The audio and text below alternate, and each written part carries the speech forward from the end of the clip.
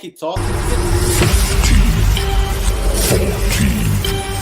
13, 12, 11, 10, 9, 8, 7, 6, 5, 4, 3, 2, 1, 0.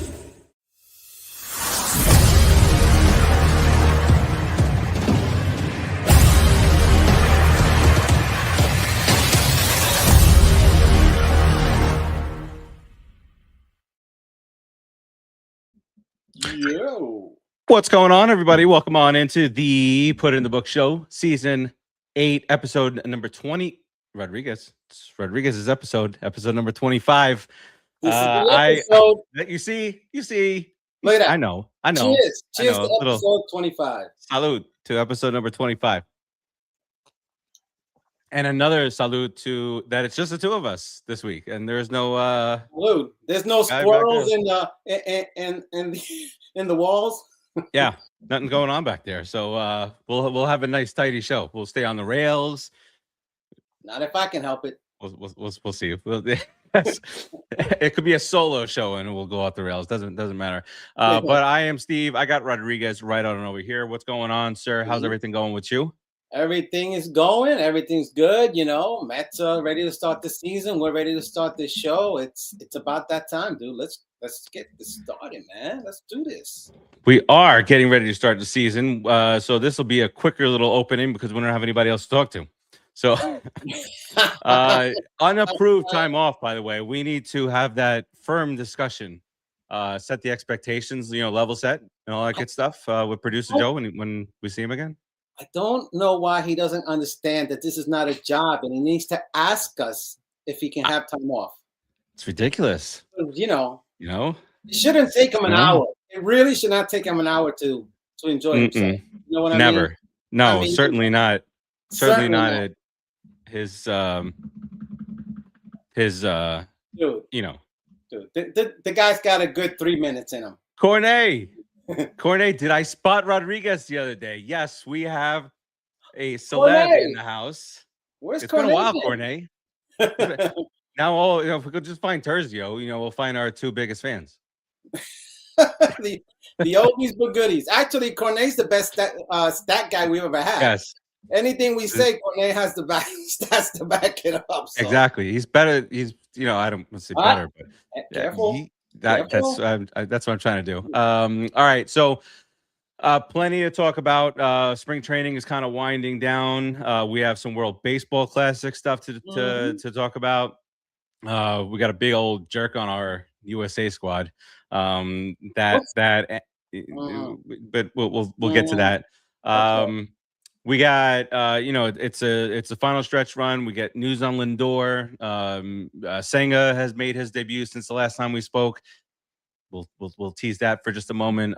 But before we get to all that, let's get to this. Put up the box!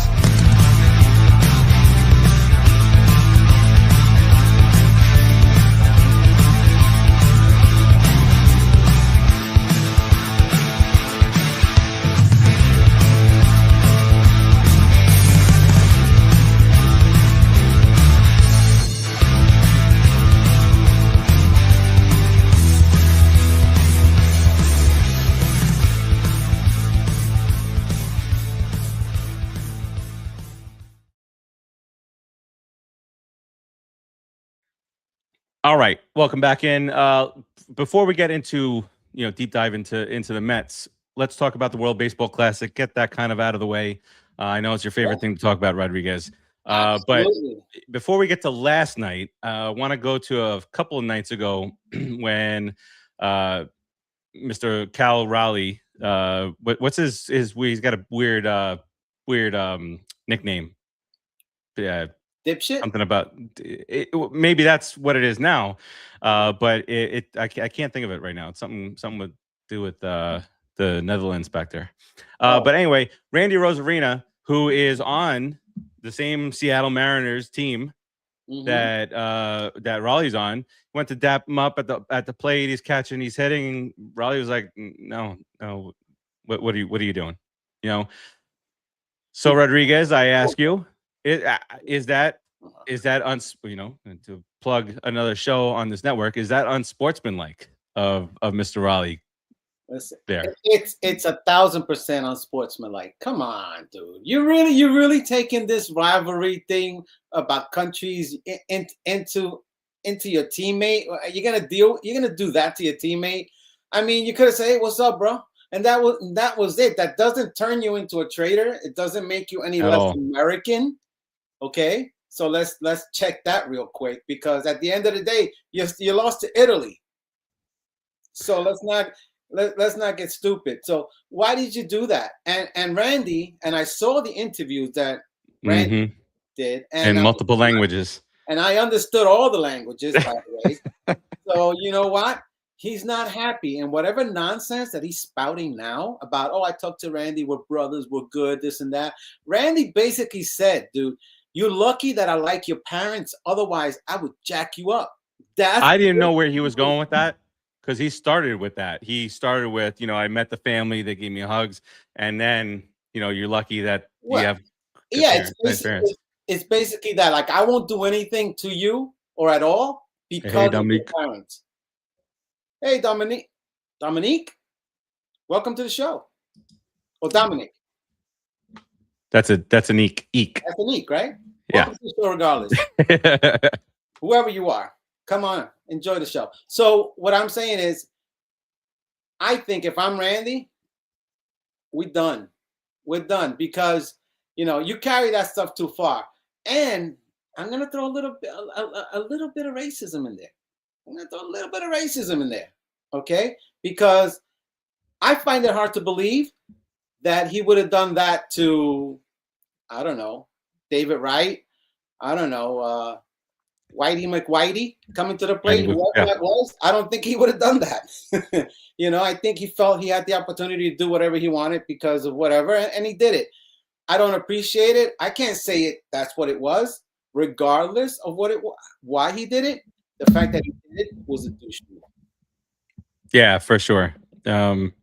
I mean, like you said, you got all these fans in the stands. All you had to do was say a little something, but you left him hanging there. He's your teammate. He's your teammate at your job, at your real job. You're playing this for fun and for pride. At your job, you're gonna work with this guy for the next 6 months till the end of the year.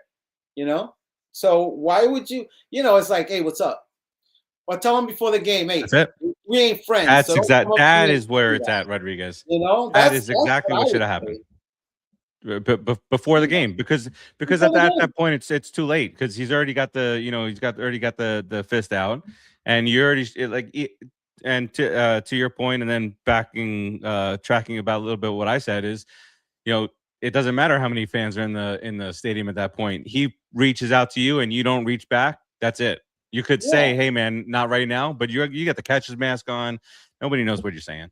Not even, hey man, not right now nonsense. Just say it before the game, saying, listen, no dapping. We ain't buddies. We're not buddies until the game is over. Let's just say that, you know, because when I pitch against some of my best friends, some of the guys that I know for 20 years. They're not my friends when they're at the plate. I will brush them back. I will hit them with the ball if they're too close. We're not friends at that point, but they know that we're friends afterwards. So, you know, they don't engage me that way, because that's not how we roll. He should have told that to Randy and said, Randy, you know, don't do that, man. But he ended up embarrassing the guy in front of what? Millions of people, the whole world, basically. That's what we do, Rodriguez. That's what we do. Yeah. God bless America. Listen, I'm American. I love America. So, but at the end of the day, some of these guys are just too much. Relax. Yeah, and now's probably not the time for that type of sight. Anyway, all right. We reeling it back to last night.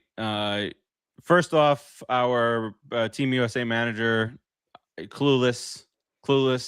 He thought that the United States was in no matter what yesterday, no matter what happened against the Italian team, which Nolan, the Cowboy, you know, I was excited about that first inning, struck out the side, but then he gave a couple of bombs. But I think this is that game is a lot more on the offense, not being able to get things done against an Italian team early on, right?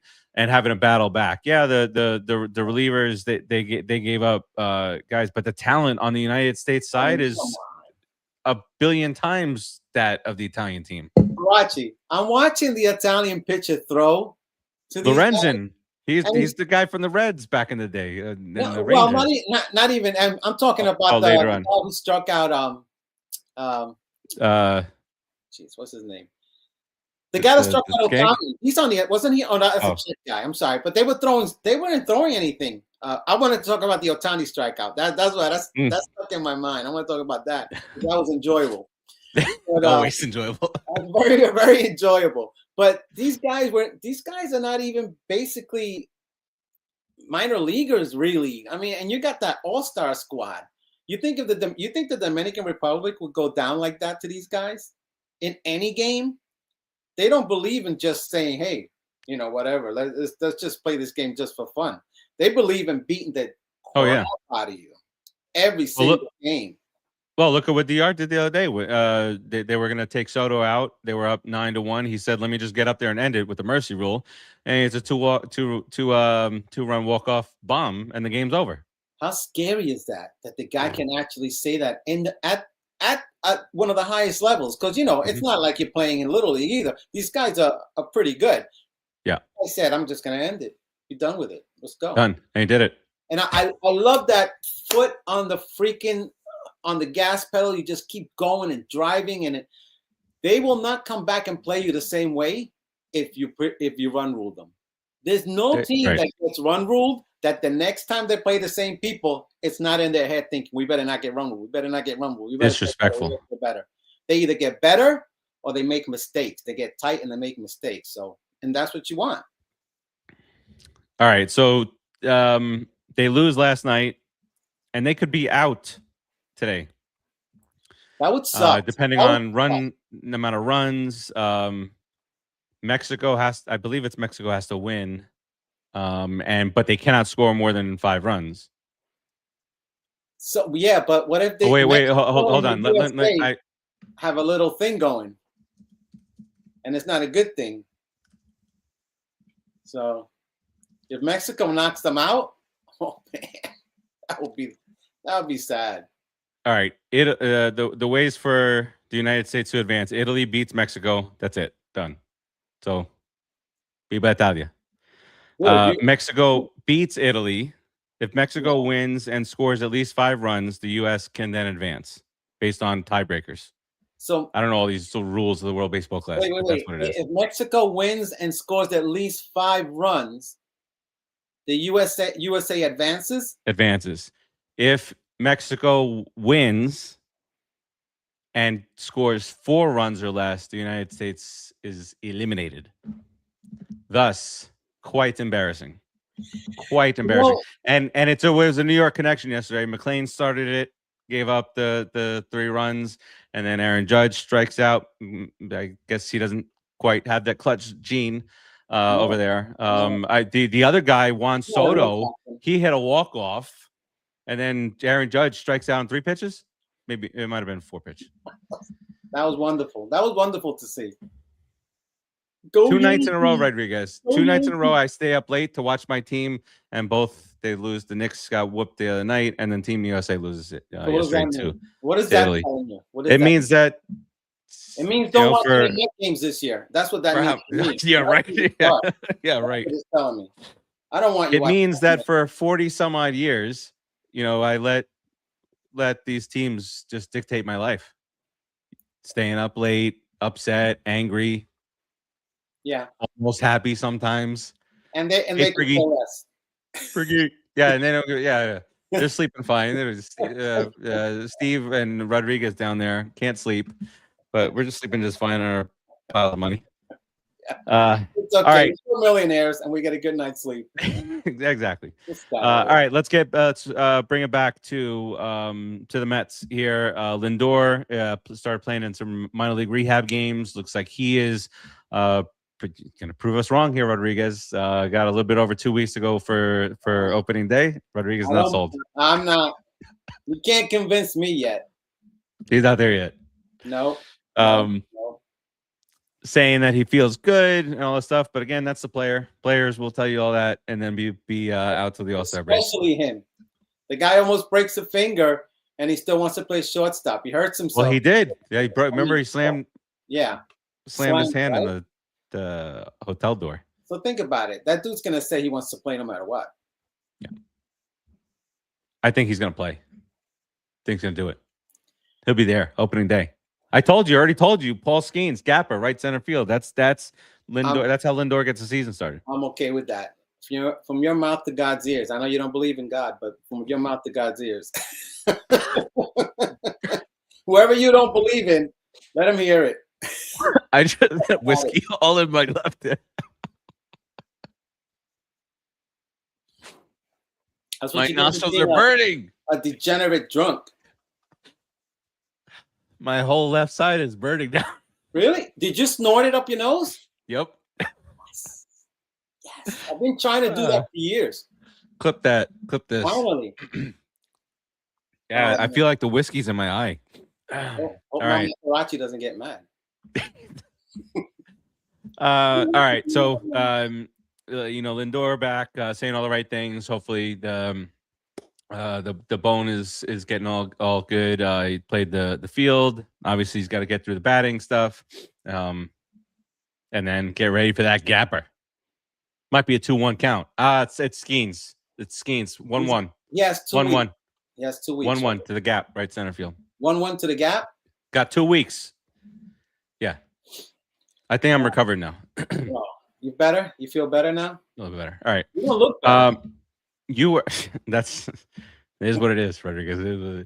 All right. Jumping around here a little bit. You, as Cornet mentioned here a little while ago, did I spot Rodriguez the other day on the broadcast? You were at the game on Friday, so you have some insight. Monday. I was there Monday. Monday.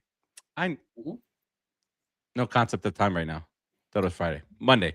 It's the whiskey up the nose. It does that. It is. So you were there. You were scouting the boys. And so what'd you see? I specifically want to hear a little bit about our right field kid, Mr. Benj. Listen, he came up weak. He struck out the first time. He struck out, but the kid's good. The kid's good. He can play, man. He can hit. He's smart. Had a really good game. Was watching him with his positioning, his feet, his batting, the counts, and what he was doing, what he was trying to do. The kid is fantastic. Right before he hits that, I tell my kid, he's right there next to me. I tell him he needs to go to left center field with this ball because it's gonna come. They're gonna pitch him right there, fastball outside. And I said, if he doesn't do that, I'm cutting him. I'm sending him back. I'm getting rid of him. Next pitch comes up, he hits a liner to gets a couple of runs in. I'm watching him. Kid can play, man. The kid can really play. You know who disappointed me? Who? Mauricio disappointed me. Anyway, what were you gonna say? I'll tell you about Mauricio in a second. Well, I was gonna say to put some stats to that that you love.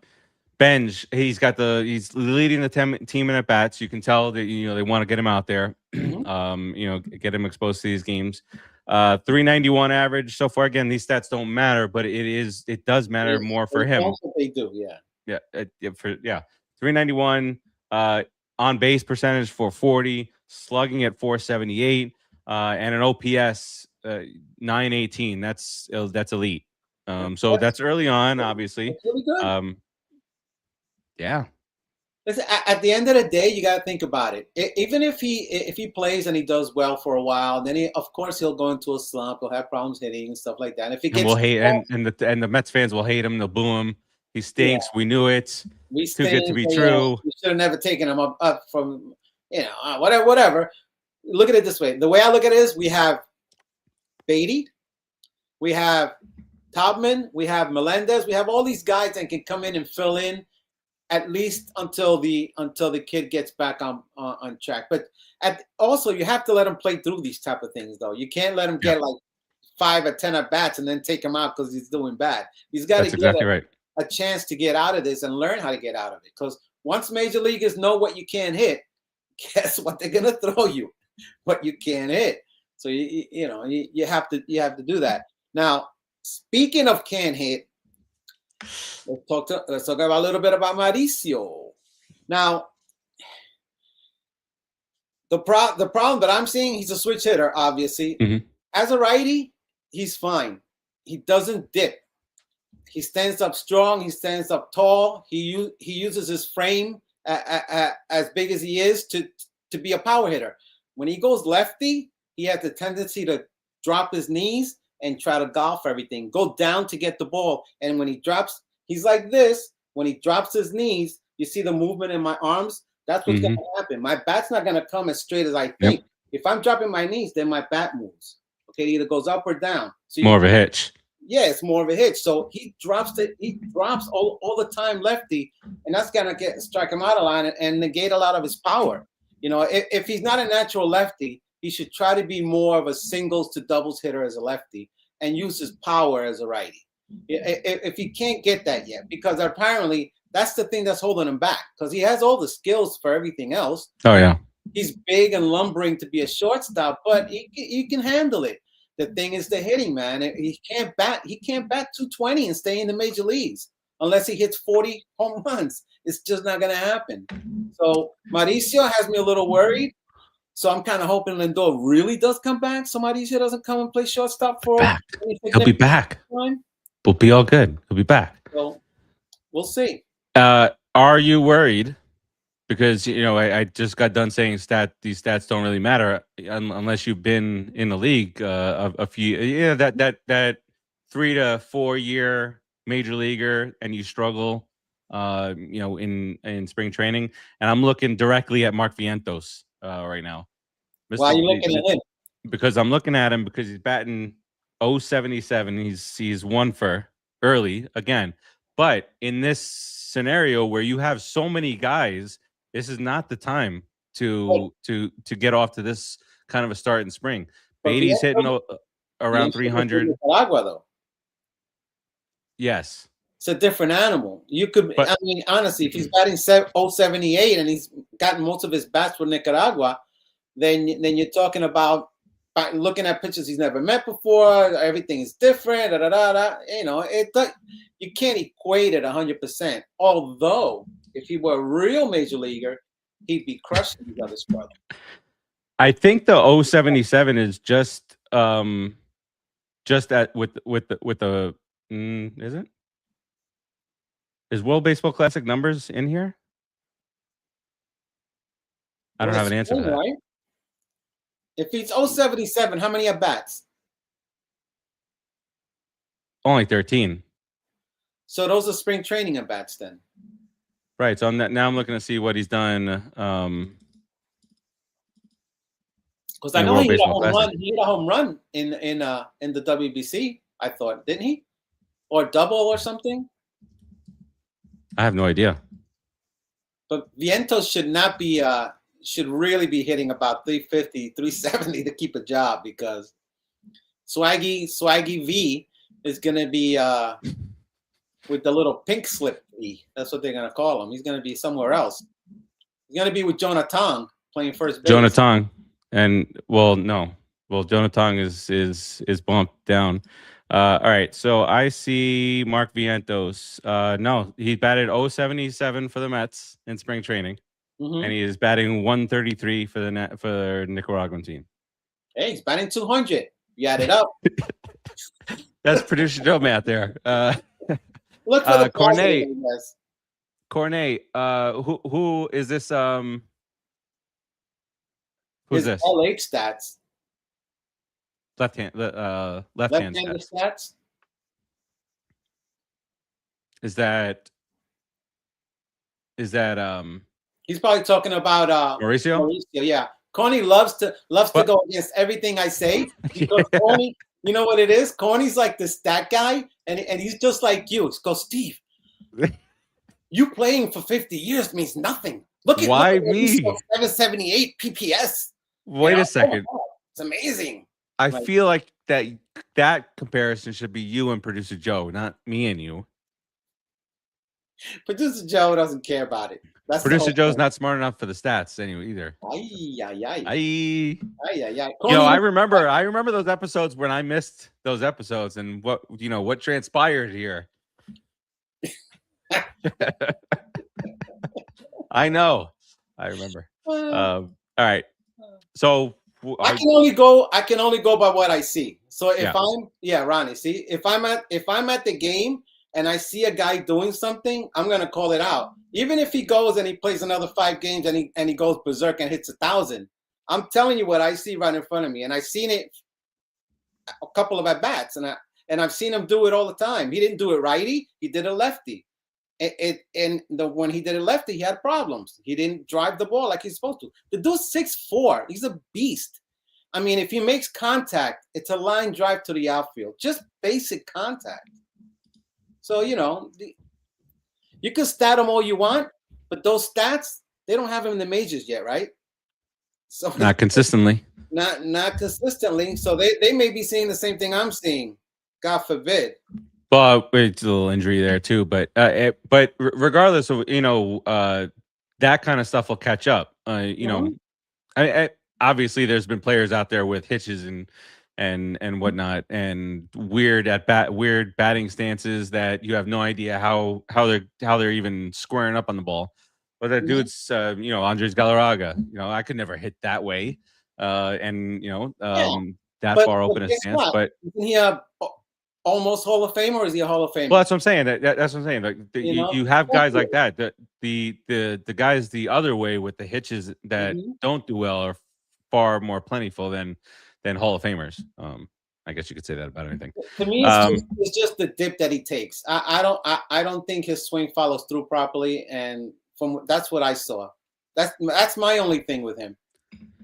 All right, I want to get to something that is obviously pivotal for this year, and we've talked about it, and we're going to talk about it, and we're going to talk about it, and that's the pitching rotation. So we got Mr. Senga made his first spring start. We don't look at results right now, but we look at stuff. 97, 98 miles an hour, Rodriguez. That's big for him to get back to that. With the ghost ball? Oh, Jesus Christ, man. He throws that hard with that ghost ball, it's over. He can really be good if he stops getting hurt, man. Every time he pitches for an extended amount of time and he's healthy, he puts up good stats. I mean, look at his overall stats. Corny, tell me his overall stats. I think he's got a 3-something ERA, and he's a couple of games over 500. Corny will know. So, but Senga's a good pitcher. Just stay healthy. I want him in the rotation because I'd rather have him than everybody but Peralta. Wow. Yeah, listen, I'm gonna make another prediction. I'm gonna predict that at some point this year we're gonna get to that point where you're gonna be praising David Peterson again, like we did last year, and obviously you'll be happy to do it. I'll be praising him the first half. I guarantee you the first half, I'll be happy as a pig in doo-doo with him.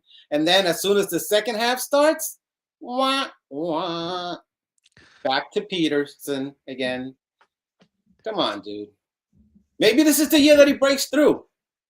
What is he, 35 now? What? Wow. So you have the opportunity here, sir, of having Peralta, McLean, Senga. Now we're starting to talk a little bit. Now we're dipping. Yeah. now we're starting to talk about it. And then if you get Peterson, Manaea, in there, those are your 4 and 5 guys. I think that Holmes deserves a chance to stay in the rotation, only because I'm watching him pitch and his stuff is getting filthier. He pitched the other night. You talking about? The other night, was no joke.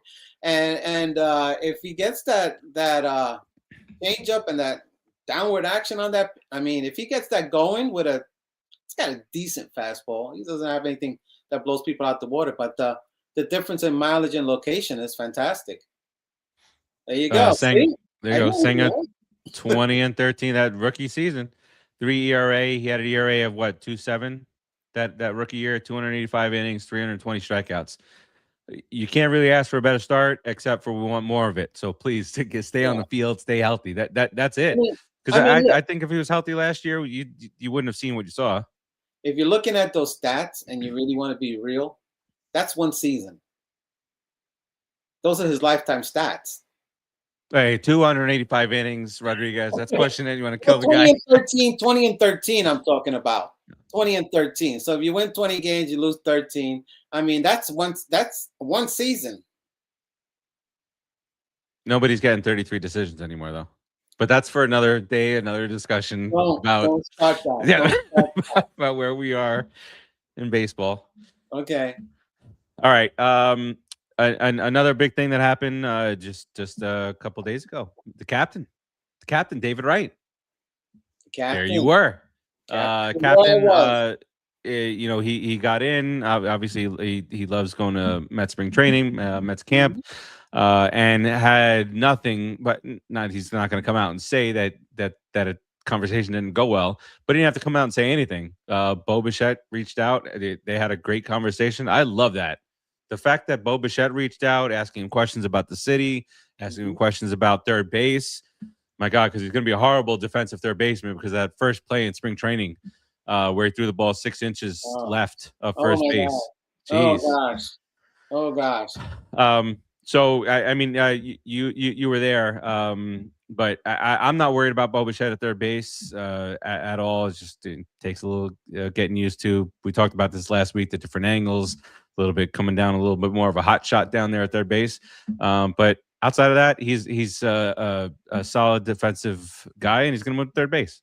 And he hits 300, and he has a little bit of pop, and he knows how to hit. He is clutch, depending on the count, right? He plays the count. He just doesn't go up there and say, "I'm going to hit a home run no matter what." He plays the count. 335 runner in scoring position. Hello, dude. He's the guy that's going to drive in the runs. So if you want to bat him 3, right behind Lindor and Soto, okay, I can handle that because he should be able to drive them in and anybody ahead of them. So I'm looking at scoring a run or 2 every first inning. You put the pressure on the team right away, get going. Any shortstop should be able to play third. Defensively, they should be able to play third. The throwing could get them in the beginning, but they should be able to adjust if they stay there long enough. It shouldn't be an issue. Metsies, trust me. Corny, trust me. Chill out. It's not going to be an issue. He's gonna be fine. He's gonna hit. And that City Field crowd's gonna love him because that's all he's gonna do. He's gonna crank hit after hit, and embedded in the lineup like you said with Lindor and Juan Soto and all these other guys. Well, all these other 77 hitters. I mean, we'll be fine. That's not. Yeah, we don't need that in our life. Alvarez, 400 and something foot shot. Marcus Semien, bat 190. There's a lot of semen over there by second base. Probably slippery for him. What about AJ Ewing? He's had a great spring. Did you see him there? I don't remember seeing him, AJ Ewing, but from what I've seen online and the way he plays, the kid's got talent. I mean, we're loaded in the minor leagues, dude. When I'm criticizing or talking a little bit about a guy like Mauricio, who's supposed to be a top minor leaguer and stuff like that, and that's what I'm criticizing. I mean, we have so much talent. We're loaded out there. So Ewing, what is he? 22, 21, 22. And he's an outfielder, right? Yeah, he plays left field. I mean, he could do right field too. He is right. Batting 375 early on, and again, that matters for him. Right. And he may never end up being a Mets player. He may never end up playing on the Mets, depending on who we sign, who we have. Because if Luis Roberts has a fantastic year and he hit a bomb. Healthy, one bomb. Stay healthy. Gotta stay healthy. If he's healthy for the year and he puts up the numbers he's supposed to, the Mets may keep him for a couple more years. So yeah. You also got Beatty hitting 462. You got Alvarez hitting 545. Beatty's rocking. Yeah. And that's what I'm saying. Bad timing for Vientos, because I know you're righty, but Beatty will steal those DH at bats. Beatty can play right field, so Vientos, you got to hit. Not if it's a lefty. I said I know it's I know he's righty. That's what he's looking to do anyway. Play against lefties, Vientos. The way he, and maybe some righties if they want to give. Yeah, but you want to be a full-time guy, right? You want him to, but you can't have Vientos and Beatty playing at the same time when you have Bo Bichette and you have Carson Bench and you have Luis Robert. They just can't play. They could come in the seventh inning and give the starters a break, and they get to play every day and they get an at bat, maybe even two.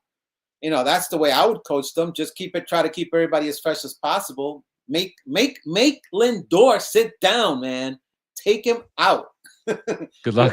Good luck with that. You're dragging him off. Down. Because we have to get to the end of the season, Lindor, and we're gonna need you. Ewing's 21, says Cornet.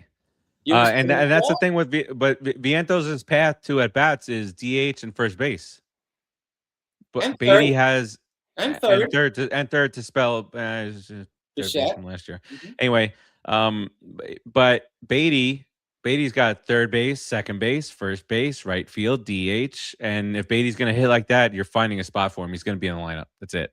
No ifs, ands, or buts. I agree. I mean, if he's going to play against Skeens, I mean, you got to, if Skeens is pitching, you're going to put Beatty in as a lefty. You don't want to put Vientos in because, I like him. And again, dude, the problem with New York is the fact that you can't let a guy like Vientos stay at first base, or you can't let a guy like Beatty stay at third base and for a season or two until they get to be really major league ball players. Because there's a lot of thinking in the majors. Don't got time for this, bro. We don't have time for all that. We don't have time. See, there you go. So that's what happens to guys with talent. They never get to develop in New York as much as they do in other places. That's true. Met fans are always mad. Oh, we traded him. Pete Crow Armstrong. We traded him to Chicago. Oh, he's a stud. Yeah, because nobody gives a rat's in other places. They don't torture the ball players for striking out twice. Come on. All right, let's we're gonna wrap up our little tour of MLB top 10 right now. We got outfielders to do, Rodriguez. I'm not gonna spend too much time because not a whole lot of Mets on here. There's one. This is before the move, Soto moving from right field to left field. So they have him in under right field. So before anybody gets great. So we're gonna go start with left field. We got guys like Kyle Stowers for the Miami Marlins. What? Wait, what did you say? What did you just say to me? I don't know what that Kyle Stowers. Timmy. On the top 10? Yeah, he's number 8. Number 8 in the top 10 left fielders. Oh, okay. All right. Yordan Alvarez from Houston. He was number 1 last year. He drops down to number 7. Ian Happ. I feel like Ian Happ has been in the league for 700 years for some reason. I'm not sure why. Isn't Ian Happ coaching in Italy? No, that's is it? No. It's what's his name? Piazza? Cervelli. No, he doesn't do that no more. Oh, Cervelli. Cervelli. Piazza can't be involved with any other country anymore. That's a skanky catcher, Cervelli? Yeah. Oh. He's actually Venezuelan. Cervelli? His dad is Italian. Oh. Fun fact I learned last night watching this game for too late in the night. I could have gone without that. Yeah, I know. But one day it's gonna come up, and you're gonna hear Cervelli, and you're gonna be like, "Oh wait, he's from Venezuela, but his dad's Italian." He's a skanky. James Wood of Washington. He comes in number 5. He came on last year. He wasn't ranked. Riley Green from Detroit. You joking with me? No, he's number 5. He played well. He's like 8'3" for the Nationals. All right, top 3. Whoa. All 3 of these top three in left field are in the American League East. Number 3. I think you say the World Dodgers. No, right. Number 3. There's no Dodger in who's in left field for the Dodgers. Who cares? You know, they can just put anyway. That should be a fan night. Every single night, a new fan gets to play left field for the Dodgers. That's how why not? Stacked their lineup is, right? It doesn't matter with that. All right, Bellinger comes in at number 3 for the team over there.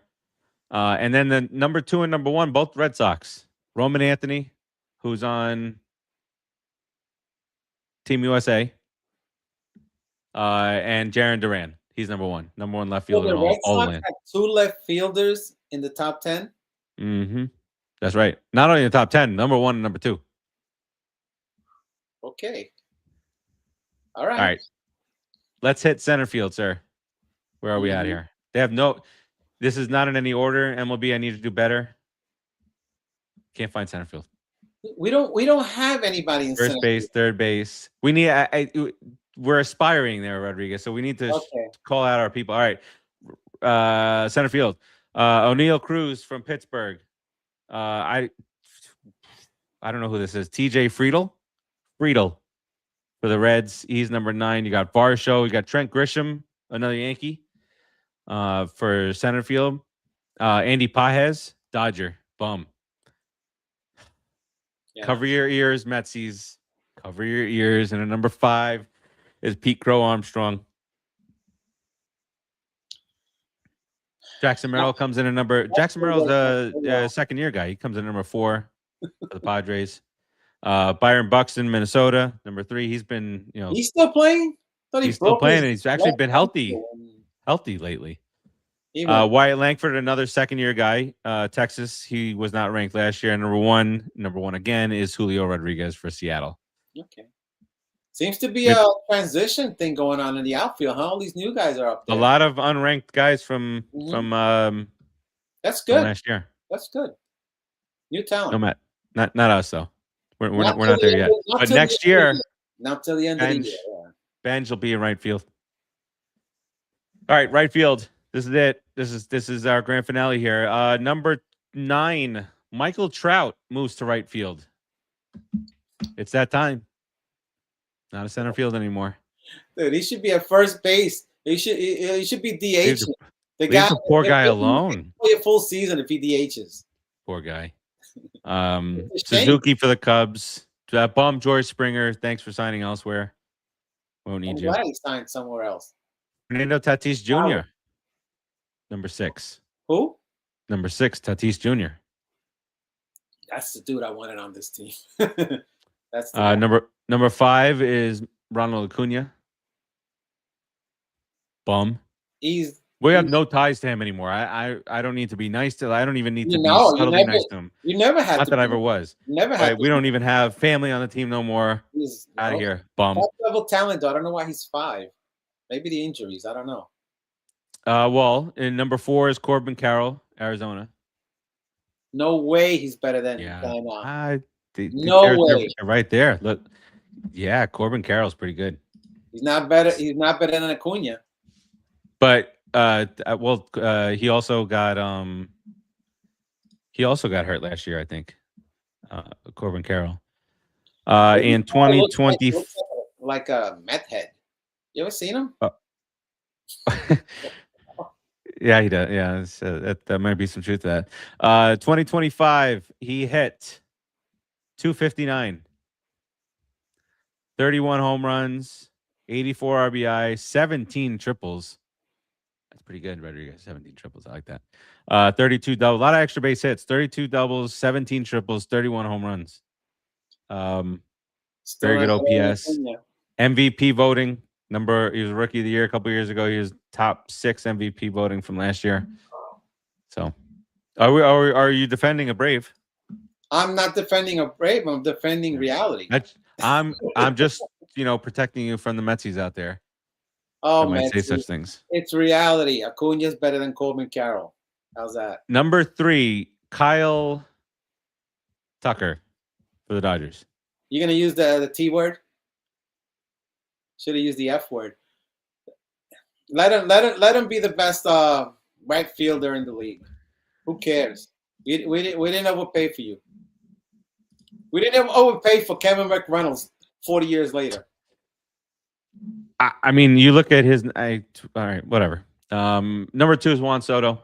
He gets hurt, dude. He's gonna be hurt this year. Watch. From the New York Metropolitans. Juan Soto's that's our lone outfielder. Juan Soto's number 2. That's a number 2 right fielder. It's not an exact science anymore because he's not a right fielder. And the number 1 right fielder is the guy who struck out to end the baseball game last night. I'm not going to mention the name. Deuces. That's why he's number 1. Makes perfect sense. The only reason that he's even number 1 is because he's like 6'9" and he can reach a little bit more than Soto. Because he's not that much better of an outfielder than Soto.